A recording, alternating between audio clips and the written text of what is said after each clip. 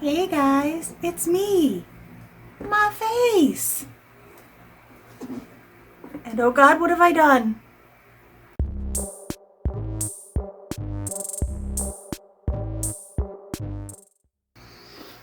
Tonight's wine is brought to us by grapes.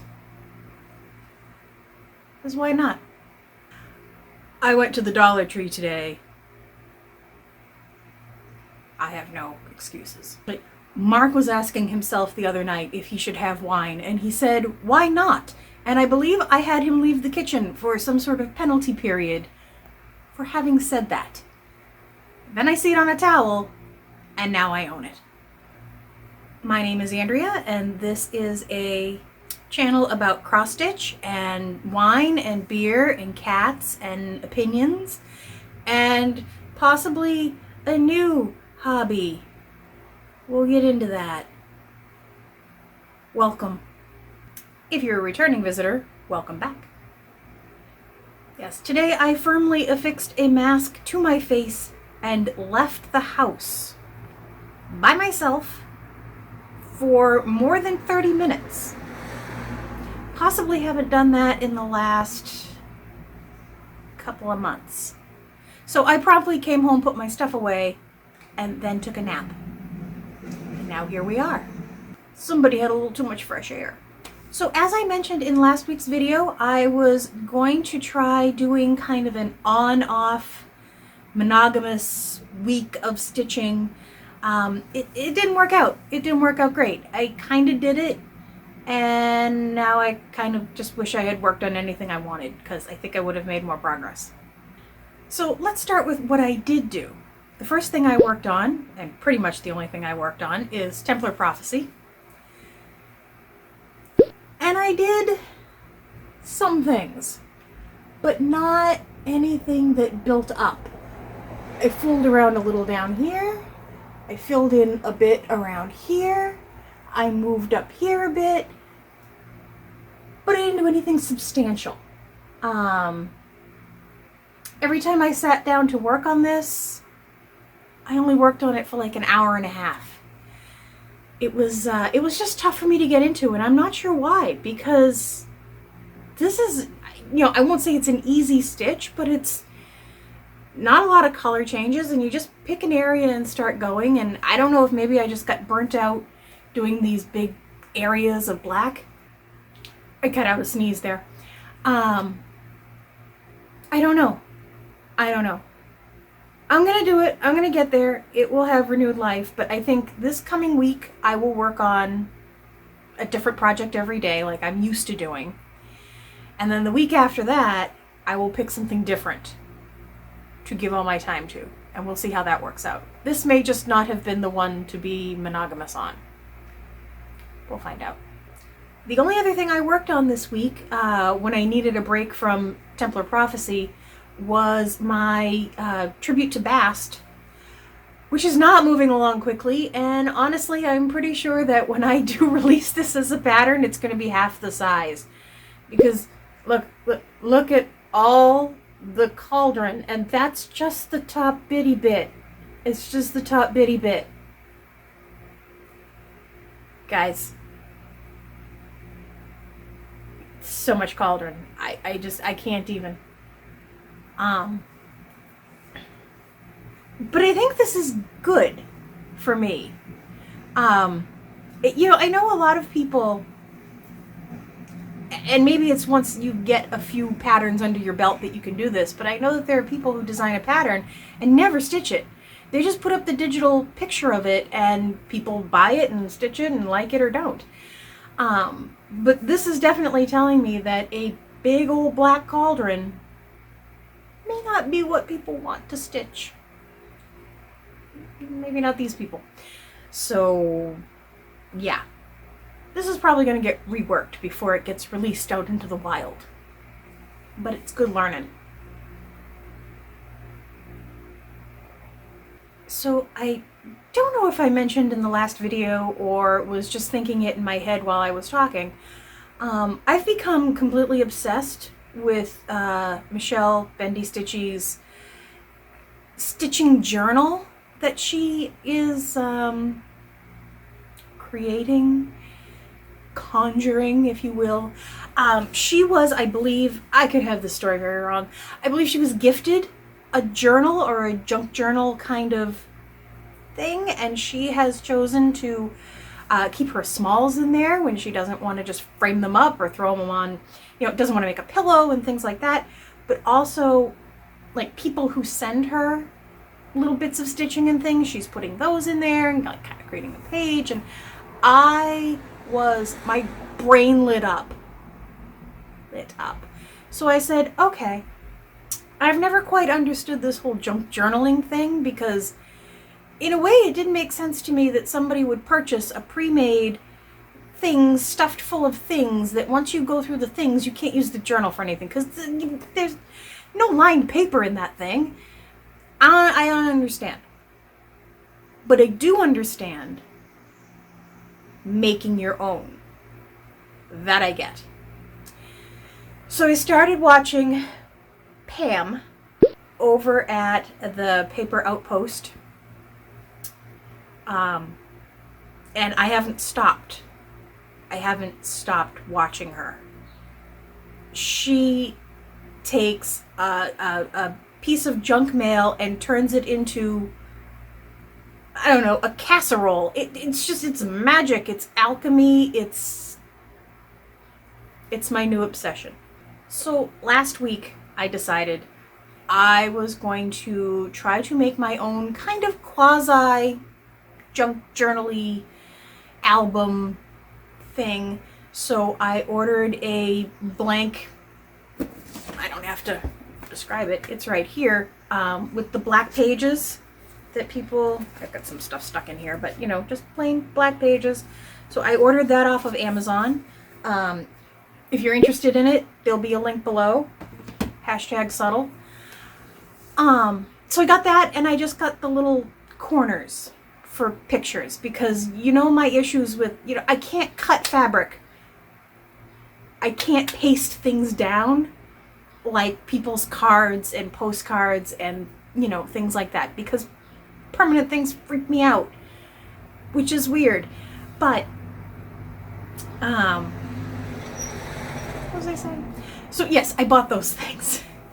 So those came yesterday.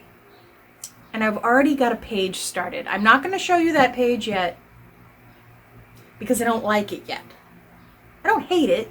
It just needs more stuff added to it. But in the process, and my other kind of caveat to myself is, okay, you can start this little endeavor, but we're not going to Michael's and spending $100 on all the accoutrements, because we're watching somebody who has been doing this probably for the past 35 years and has every gadget, gizmo, stamp pad, thingamathing in the universe. So he said, a trip to the dollar store I will allow myself, which is why I went today. And I will buy things cheap.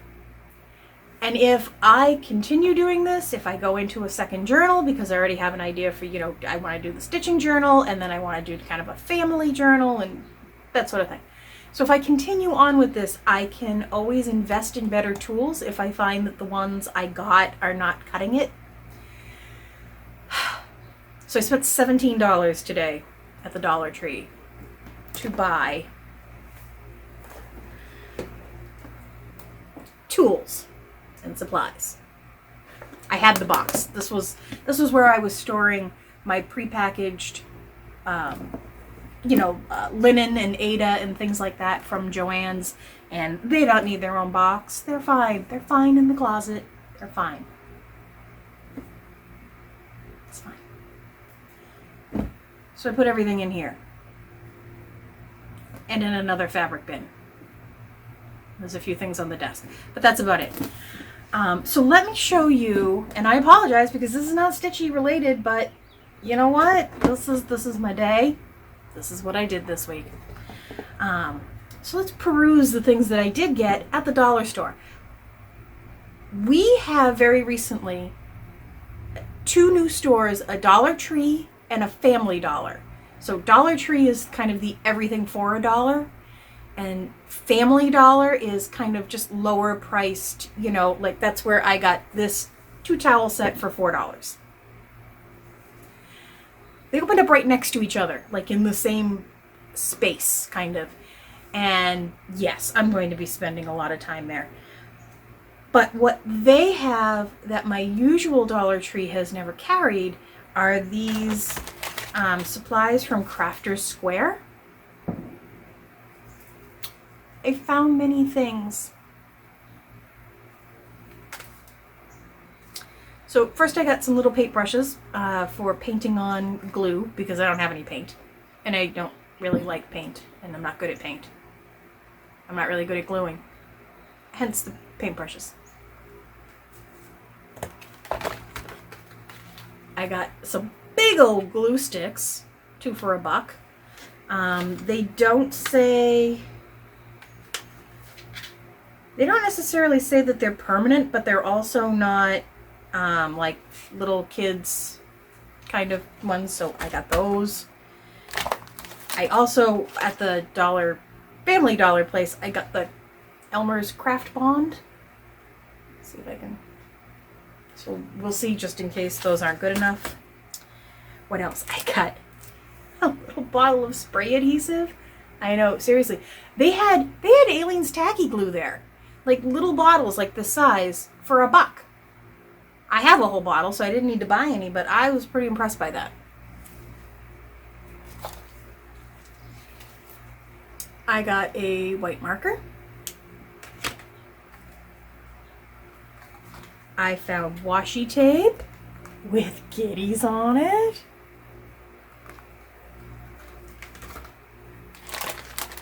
Apparently you have to wash your fingers every 6 seconds when you're journaling, so I got baby wipes.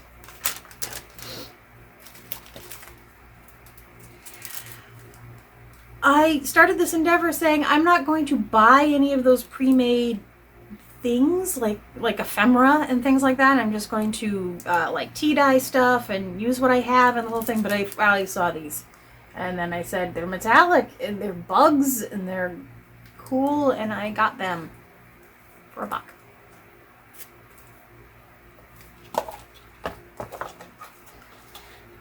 I got 4 of these. They're 18 feet each of sheer ribbon.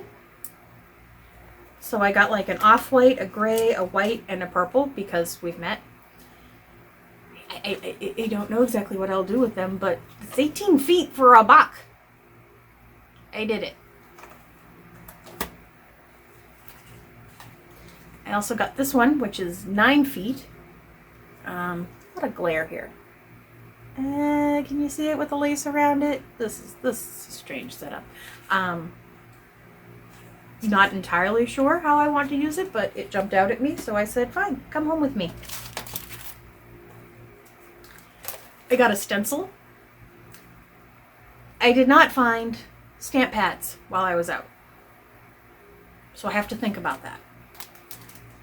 But I do have a stencil if I want to try to, maybe with colored pencils or something, trace around them. I don't know.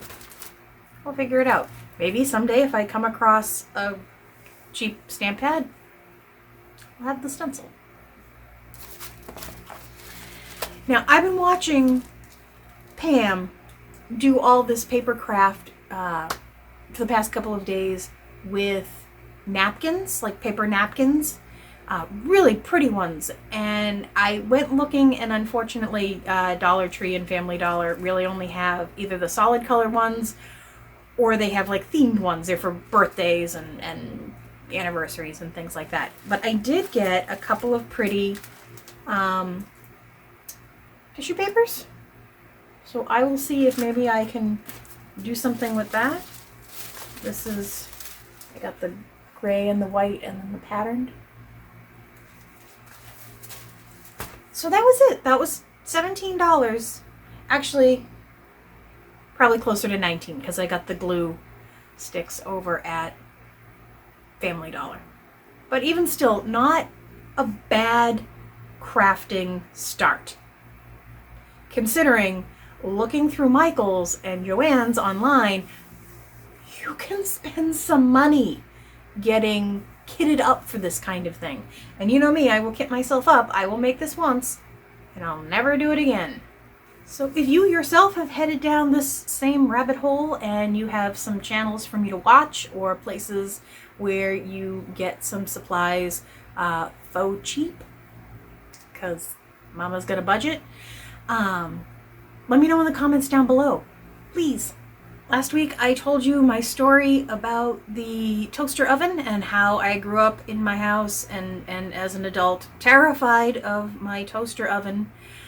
But I bought a new one, and it came this week, and y'all, I made a pizza. And now, yeah, how did I live without a toaster oven? In my life, I want to toast everything. I want to toast the pita bread, I want to toast the bread, I want to toast, I don't know, Triscuits. I don't know. The possibilities are endless.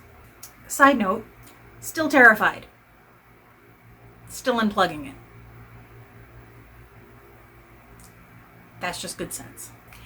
I was also pretty happy that multiple people did comment and send me messages about having similar feelings about toasters and toaster ovens, and how, you know, it's weird that such a ubiquitous appliance is so terrifying to so many people.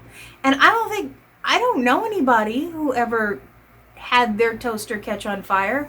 I don't think I know anybody who knows anybody who ever had. I don't think my mother knew anybody whose house burnt down because of their toaster. But somebody, somewhere, probably once, and probably because it had to have happened. We all know about it. We just don't know where it started.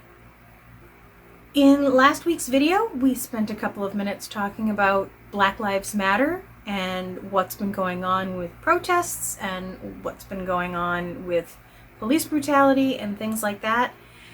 And I shouldn't say that I am surprised, but I am definitely pleased that that particular video got no thumbs down. Nobody commented anything rude. Not that I've seen. You know me in the comments, I'm a little detached, but you know. But yeah, I thought, and considering the number of people who I've seen post and get you know, tens of downvotes on a video where they're just, you know, voicing their opinion, I was very pleased. I was very pleased that my particular audience, the people that I attract, the people who like to watch my videos, are the kind of people who either agree with the kind of things I was saying or understand that people think differently and don't need to vocally say, you know, I'm never watching you again and this and that and the other thing. If I pissed anybody off, they went away quietly. So I was very pleased. You know, I was prepared to respond to a certain amount of negativity, and I haven't had to. And for that, I thank you. So I think that is it for this video. Not bad for not having actually stitched on anything interesting in a while. But oh look, we have a new hobby, and won't that be fun to talk about? Don't worry, stitching is my hobby. This is my way of clearing out all the stuff I have stuck in books and boxes and things like that.